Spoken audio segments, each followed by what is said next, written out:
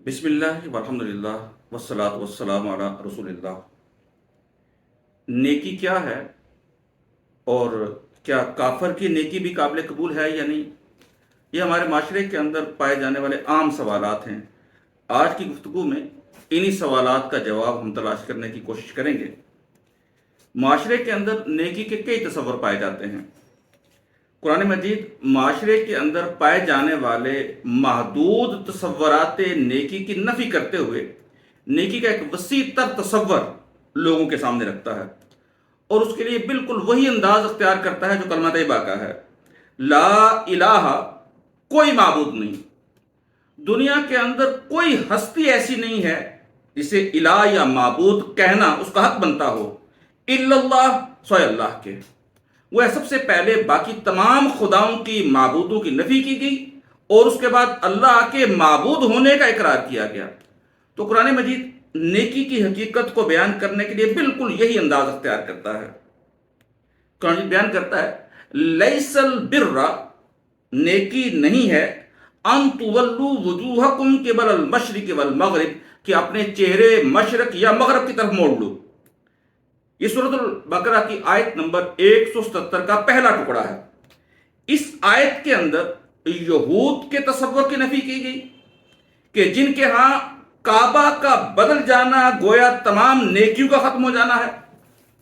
مشرکین مکہ کے محدود تصور نیکی کی نفی کی گئی کہ ہم کیونکہ خانہ کعبہ کے متولی ہیں لہذا تمام دنیا کے مقابلے میں زیادہ نیک ہیں۔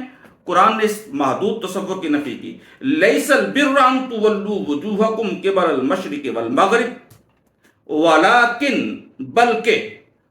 اب قرآن مجید نیکی کا حقیقی اور جامع تصور بیان کرتا ہے، ولکن البر، بلکہ نیکی تو اس شخص کی ہے، من آمن باللہ، جو اللہ پر ایمان لائے، والیوم الآخر، اور آخرت پر ایمان لائے، والملائکۃ والکتاب والنبیین، اور کتابوں، نبیوں اور فرشتوں پر ایمان لائے۔ جو ہمارا عام تصور نیکی ہے کہ ہمارے ہاں نیکی کیا ہے، نماز، روزہ، حج، زکوٰۃ، صدقات، خیرات، یہ سارے کے سارے نیکی کے اعمال ہیں، لیکن قرآن مجید نیکی کی بحث کا آغاز ایمانیات سے کر رہا ہے۔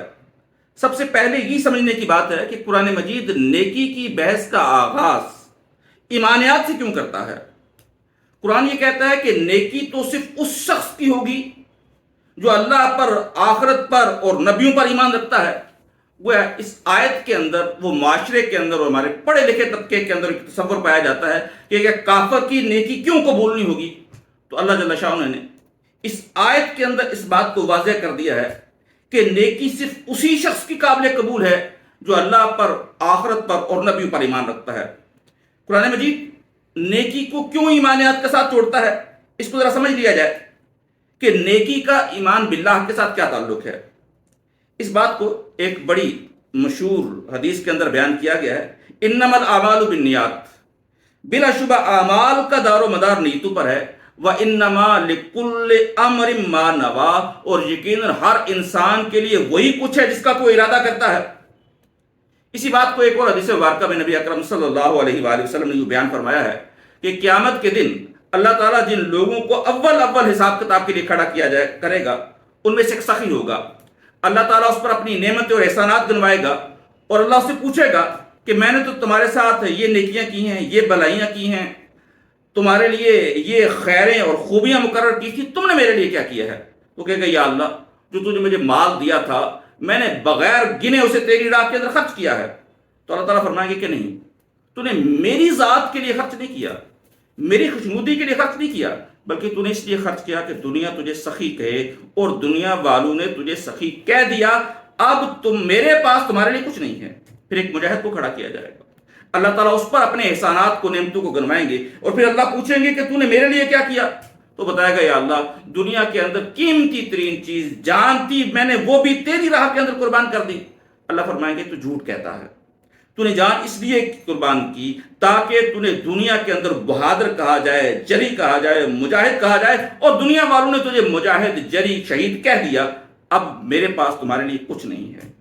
پھر ایک عالم کو کھڑا کیا جائے گا، ایسے اس کے سامنے بھی اللہ تعالیٰ اپنے احسانات کا تذکرہ کریں گے، پوچھا جائے گا کہ تم نے میرے لیے کیا کیا؟ وہ کہے گا یا اللہ، میں نے تیرے لیے علم حاصل کیا، تیری لیے دین کی اور تیری کتاب کی خوب تبلیغ کی، اشاعت کی، بیان کیا۔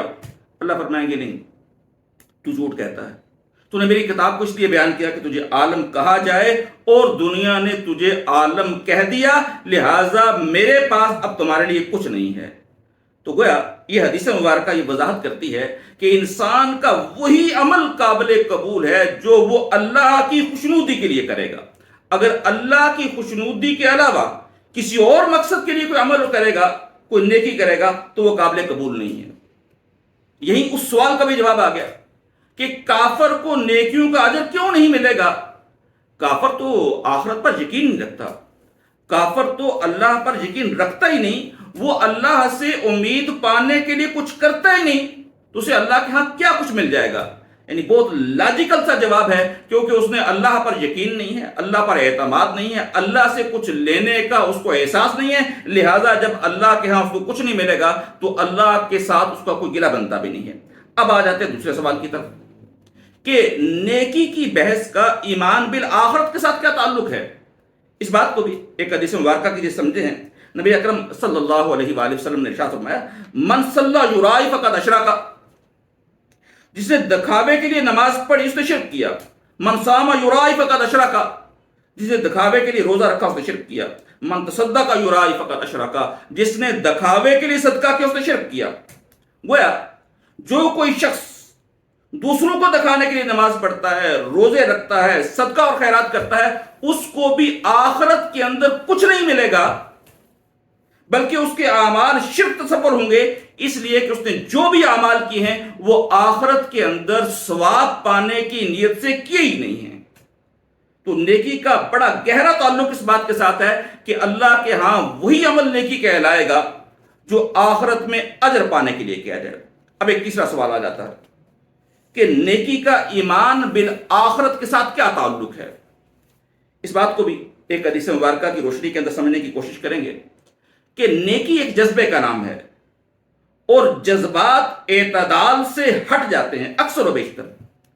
نیکی کے جذبے کو اعتدال پر رکھنے کے لیے بطور نمونہ رسول، کسی بھی رسول کو لوگوں کے سامنے بطور اسوہ پیش کر دیا جاتا ہے۔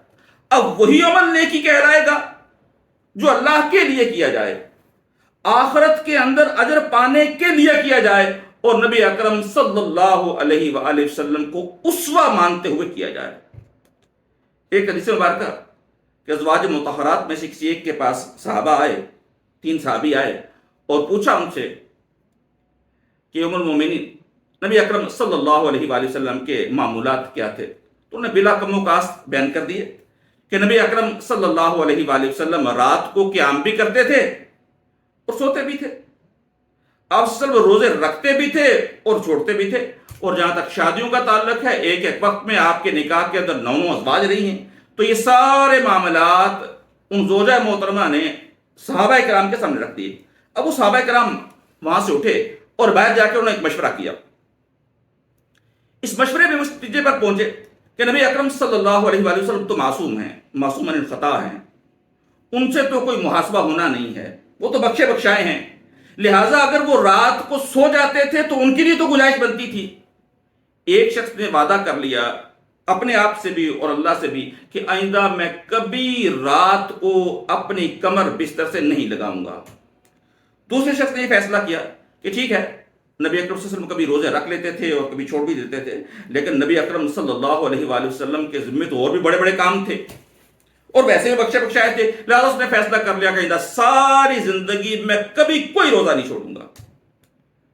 اور اسی طریقے سے تیسرے شخص نے یہ فیصلہ کر لیا کہ شاید بیویاں ہونے کی وجہ سے، بچے ہو جانے کی وجہ سے اللہ سے تعلق کے اندر کوئی رکاوٹ آ جائے گی، لہٰذا میں ساری زندگی شادی نہیں کروں گا۔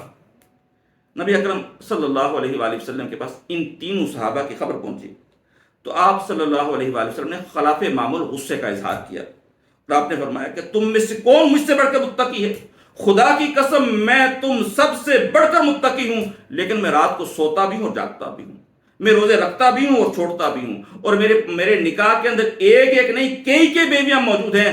فَمَنْ رَغِبَ عَنْ سُنَّتِي فَلَيْسَ مِنِّي، پس جو کوئی میری سنت سے اعراض کرے گا اس سے مجھ سے کوئی تعلق نہیں۔ تو یہ آیت مبارکہ نیکی کا تعلق ایمان بالرسالت کے ساتھ جوڑ رہی ہے، گویا وہی عمل نیکی کہلائے گا جو سنت رسول صلی اللہ علیہ وآلہ وسلم کے سانچے میں ڈھلا ہوا ہوگا۔ اور ایک ہمارے استاد گرامی تو بہت خوبصورت بات کہا کرتے تھے، اگر ایمان باللہ موجود نہیں ہے، ایمان بالآخرت موجود نہیں ہے، نبی اکرم صلی اللہ علیہ وآلہ وسلم کی اسوے کی پیروی موجود نہیں ہے، تو کوئی شک نہیں کوئی شخص عالم ہو سکتا ہے، کوئی شخص سکالر ہو سکتا ہے، فقیہ ہو سکتا ہے، لیکن اللہ کی تعلیمات کے مطابق نیک ہرگز نہیں ہو سکتا۔ تو گویا اگر ہم نیک بننا چاہتے ہیں تو ایمان باللہ کو درست کرنا ہوگا، آخرت پر یقین کو پختہ کرنا ہوگا، اور اپنے اعمال کو سنت رسول صلی اللہ علیہ وآلہ وسلم کے تابع کرنا ہوگا، تب ہمارے اعمال نیکی کہلائیں گے۔ اللہ تعالیٰ ان تصورات، عقائد اور ایمانیات کے ساتھ ہمیں نیک اعمال کرنے کی توفیق نصیب فرمائے۔ وآخر دعوانا ان الحمدللہ رب العالمین۔